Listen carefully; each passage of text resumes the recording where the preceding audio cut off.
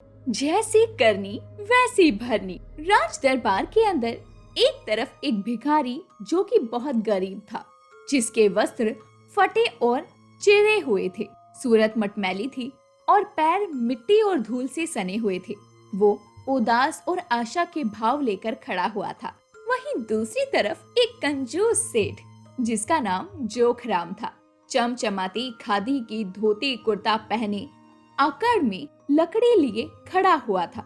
दोनों ही अपने अपने निवेदन के साथ राजा के सामने प्रस्तुत हुए थे, जहां राजा अपनी राज गद्दी पर अभिमान के साथ बैठे हुए थे। तभी राजा उन दोनों की वेशभूषा को देखते हुए सेठ जोखाराम से पहले पूछने का मन बनाते हैं और कहते हैं, हाँ भाई सेठ जोखाराम, बताओ क्या मसला है तुम्हारा। सेठ राजा की चापलूसी करते हुए बोलता है, सबसे पहले तो महाराज को मेरा प्रणाम। मसला बड़ा साफ और सीधा है।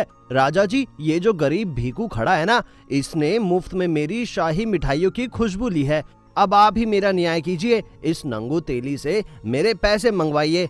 इसे कहिए कि मेरी मिठाई का मोल मुझे दे दे। मैं बिना कुछ कहे राज दरबार से चला जाऊंगा महाराज। बात तो तुम्हारी सही है जोखाराम।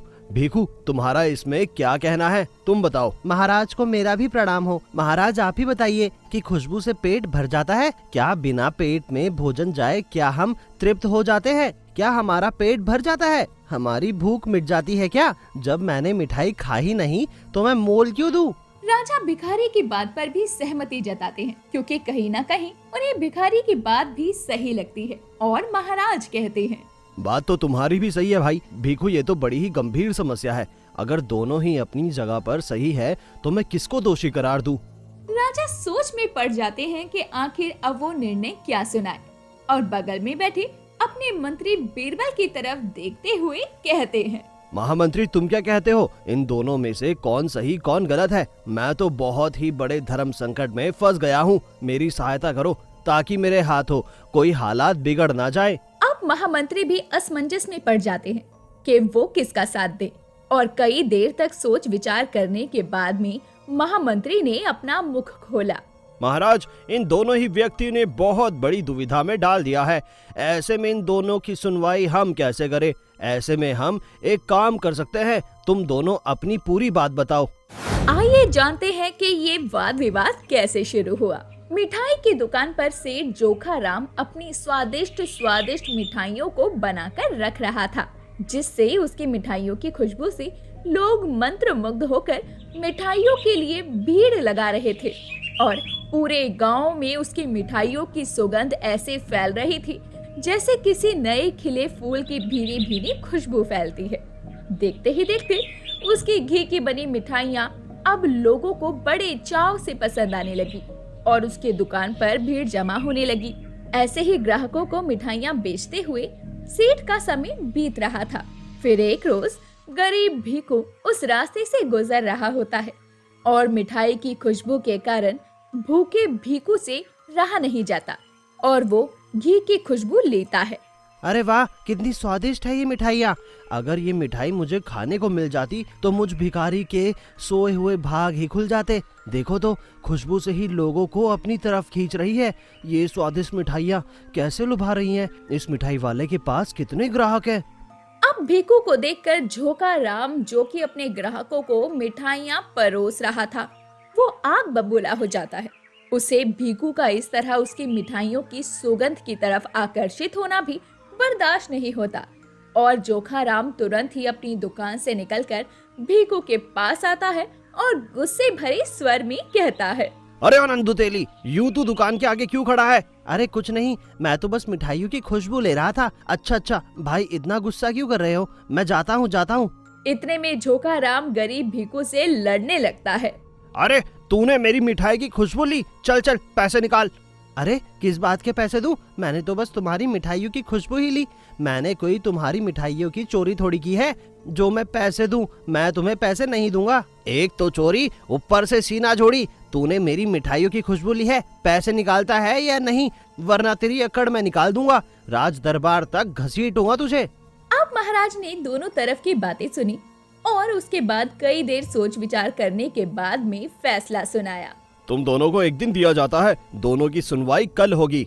राजा के फैसले का दोनों मान रखने लगते हैं और सभी जन जो महासभा में बैठे थे अब अपने अपने घरों की ओर सभा दरखास्त होने के बाद निकल जाते हैं। गरीब भिखू अपनी एक मिट्टी के कच्चे मकान में आता है जहां पर वो अपनी पत्नी और बेटी के साथ रहा करता था और उसकी गरीब पत्नी और बेटी भिखू का इंतजार कर रहे थे।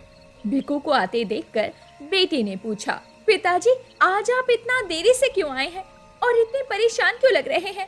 क्या हुआ? क्या आपके हाथों कोई गलत फैसला हो गया? अरे कुछ नहीं बिटिया, मुझे कुछ नहीं हुआ। आज वो क्या है ना कि काम बहुत था तो थक गया हूँ और भला मैं परेशान क्यों रहने लगा। मेरे पास तो एक इतनी अच्छी बिटिया है जो हमेशा मेरा ध्यान रखती है। अरे बस बस, आप दोनों बाप बेटी का भरत मिलाप हो गया तो आप अंदर चलकर खाना भी खा लीजिए। चल चंदा, अब तू भी चलकर हाथ मुंह धो ले और खाना खाने बैठ जा। दोनों बाप बेटी खाना खाने के लिए बैठते हैं। तभी चंदा कहती है, अरे वाह माँ, तुम्हारे हाथ के बने खाने की खुशबू तो कितनी अच्छी आ रही है। क्या बनाया है माँ आपने?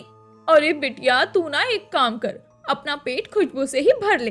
अरे माँ, भला कोई खुशबू से पेट भर सकता है क्या? भोजन खाने से ही तो पेट भरता है ना। जब खाऊंगी नहीं तो स्वाद का पता कैसे चलेगा? मैंने तो बस आपकी तारीफ की है। अच्छा ठीक है। जहाँ भिखू का पूरा परिवार खुश था वहीं मंत्री अपने मन में चिंतित होकर बोलता है, अच्छा हुआ कि मुझे एक दिन का समय मिला जिससे मेरे हाथों से कोई गलत फैसला होते होते रह गया। मैं सही हित का चुनाव कर सकूंगा। अपनी बुद्धि और ज्ञान की समझ लेकर इसका न्याय करूंगा। सभी महासभा में अब महाराज के फैसले का इंतजार कर रहे थे। महाराज भी सज धज कर आते हैं तो मंत्री जी कहते हैं, महाराज को मेरा प्रणाम। मैंने पूरे दिन रात अपने घर में सोच विचार करके ये निर्णय लिया है। हाँ महामंत्री, तुमने क्या निर्णय लिया है? इन दोनों के लिए हमें भी बताओ। भिखू, इसमें सरासर गलती तुम्हारी है। तुमने इस जोखाराम की मिठाइयों की खुशबू ली है तो तुम्हें अब सेठ जोखाराम का हर्जाना भुगतना ही पड़ेगा। महाराज, इस भिखू का बेटा है जो धनी लाल के पास काम करता है। हम इस भिखू के बेटे को सेठ जोखाराम के पास 1 महीना मुफ्त में काम करवाना होगा ताकि जोखाराम की मिठाइयों की खुशबू जो भिखू ने ली उसका न्याय हो सके। राज दरबार में ये सब सुनकर भिखू अपनी डबडबाई आंखों से राजा की तरफ देखकर कहता है, महाराज, मेरी अब उम्र हो चली है। मेरे घर में बस एक इकलौता मेरा बेटा ही है जो घर को चलाता है। अगर मेरा बेटा बिना वेतन लिए ही सेठ जोखाराम के यहाँ काम करेगा तो मुझ भिखारी का घर कैसे चलेगा? महाराज, मुझ गरीब पर थोड़ी दया भावना दिखाइए। महाराज, आप गलत फैसला कर रहे हैं। मैं तो यहाँ अपनी न्याय की आस में आया था, लेकिन किसी ने ठीक ही कहा है, गरीब का भला कोई नहीं करता। महाराज ने भिखू की एक ना सुनी। मंत्री ने जैसा कहा राजा ने भी यही सुनवाई की। बेचारे गरीब लाचार भिखू की बात किसी ने भी नहीं मानी। अब महाराज के निर्णय के कारण भिखू के बेटे श्याम को जोखाराम के पास काम करने जाना पड़ा। श्याम किसी और जगह पर छोटा मोटा काम करके अपने परिवार का पेट पालता था और अपनी बहन की शादी के लिए पैसे भी जमा कर रहा था। भिखू के बेटे को देखकर अब सेठ ने मन में कहा, मैं हमेशा सोचता था कि काश मेरे पास एक नौकर होता और देखो मेरे मन की मंशा तो पूरी हो गई। इस बैल से पूरे 24 घंटे काम करवाऊंगा, बिना पगार दिए ही काम भी कर देता है। फिर ऐसे ही एक रोज श्याम की तबीयत काम करते करते बहुत खराब हो जाती है, लेकिन श्याम अपनी मजबूरी के कारण सेठ जोखाराम के पास काम करने जाता है क्योंकि सेठ जोखाराम उसे छुट्टी करने पर बहुत ज्यादा सुनाया करता था और सब लोगों के आगे भिखारी का बेटा बोलकर अपमानित भी किया करता था। उस दिन शाम बहुत धीरे धीरे काम करती हुई हाथ चला रहा था। ये देखकर सेठ जोखाराम को गुस्सा आ गया और सेठ जोखाराम ने गुस्से से तमतमाई आंखें दिखाते हुए कहा, अरे ये क्या आलसी गधे की तरह काम कर रहा है? दिख नहीं रहा ग्राहकों का समय हो रहा है आने का? तू ऐसे ही हाथ चलाएगा तो सुबह से शाम हो जाएगी। वो क्या है ना सेठ जी कि मेरी तबीयत बहुत खराब है आज, जिस कारण से मेरे हाथ थोड़े ढीले चल रहे हैं, वरना मैं रोज काम अपना समय पर खत्म कर देता हूँ। अरे काम नहीं करना तो 10 बहाने बना रहा है तू। मैंने भी तेरे जैसे बहुत देखे हैं। जल्दी जल्दी ये सारे बर्तन निपटा, और भी काम है। ऐसे ही जोखाराम शाम से सारा काम करवाता है, जैसे कि झाड़ू पोछा, मिठाइयाँ बनवाना और ग्राहकों को संभालना। जोखाराम शाम पर बहुत ही ज्यादा अत्याचार किया करता। ऐसे ही धीरे धीरे समय बीतता है।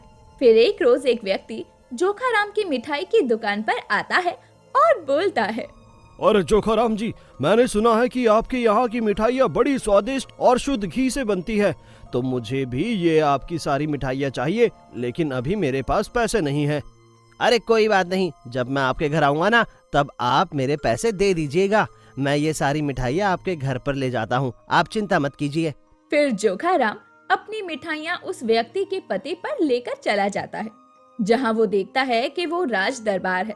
इसके बाद राज दरबार के अंदर जोखाराम जाता है और राज दरबार का पता देखकर वो पहले से बहुत ज्यादा हैरान था।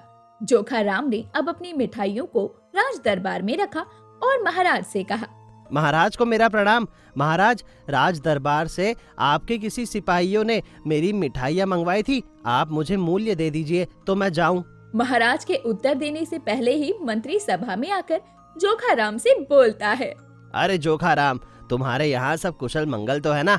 अब क्या परेशानी है तुम्हारी? महामंत्री जी, वो क्या बात है ना कि मेरी मिठाइयाँ किसी ने राज दरबार में मंगवाई थी, मैं तो बस ये मिठाइयाँ देकर अपना मूल्य लेने आया था। हाँ तो बताओ कितने पैसे हुए तुम्हारे, अभी दे देता हूँ। अब जोखाराम मंत्री की ये बात सुनकर लालच में आ जाता है और अपने मन ही मन में बोलता है, अरे ये तो राज दरबार है, मैं ऐसा करता हूँ, इन्हें मूल्य अधिक बताता हूँ ताकि मेरा भी मुनाफा हो सके। अरे जोखाराम जी, किस सोच में पड़ गए? कितना मूल्य है बताओ। अरे महाराज, 1000 सोने की मुद्राएं है इसका मूल्य, क्योंकि मेरी इस मिठाइयों में दूध शुद्ध घी का इस्तेमाल हुआ है महाराज। बस आप मेरे सोने की मुद्राएं मुझे दे दीजिए ताकि मैं जाऊं। जोखाराम की बात सुनकर महामंत्री सोने की मुद्राएं पोटली में लेकर आता है और उसके कान के पास बजाने लगता है। मिल गए ना तुम्हारे पैसे तुम्हें, अब यहाँ से जा सकते हो। अरे भला ऐसे पैसे कौन देता है? हाँ महाराज, आप बिल्कुल ठीक कह रहे हैं, मुझे तो पैसे मिले ही नहीं तो मैं कैसे जाऊं? तुमने सोने के सिक्के की आवाज तो सुनी थी ना? हाँ महाराज, आपको याद हो तो ऐसे ही भीखू ने मिठाइयों की खुशबू ली थी, और खुशबू मात्र से पेट थोड़ी ना भरता है, जैसी करनी वैसी भरनी। चोर की दाढ़ी में तिनका। महाराज, हमने एक गलत फैसला किया था। जोखाराम के पास आज भी भीखू का बेटा बिना वेतन के काम मुफ्त में करता है, तो हमें अब भीखू के बेटे को जोखाराम से आजाद करना चाहिए। अब ये सारी बातें देखकर भीखू की आंखें नम हो जाती है। उसे समझ में आता है कि मंत्री ने उस पर जाने अनजाने कितना बड़ा उपकार किया है। अब भीखू मंत्री जी के पास आता है और नम आंखों से उसे शुक्रिया अदा करता है। महामंत्री जी, आप धन्य हैं, मुझ भिखारी के ऊपर इतनी दया की, उसके लिए आपका धन्यवाद। मंत्री अपनी बुद्धिमानी और चालाकपनी से सारी चीजों का पता लगा लेता है और भिखारी को न्याय दिलवाता है, जिसके बाद अब सेठ के पास भिखारी के बेटे को काम भी नहीं करना पड़ता। और जितने दिन सेठ के पास भिखारी के बेटे ने काम किया था, सेठ को उसकी कीमत भी चुकानी पड़ती है। इस तरह भीखू भिखारी को न्याय मिलता है और सेठ को उसकी गलती की सजा मिलती है। तो दोस्तों, हमने इस कहानी से क्या सीखा कि जैसी करनी वैसी भरनी। इसीलिए हमें कभी भी चालाकी का इस्तेमाल नहीं करना चाहिए और जो जिसके लिए बना है उससे वही काम करवाना चाहिए।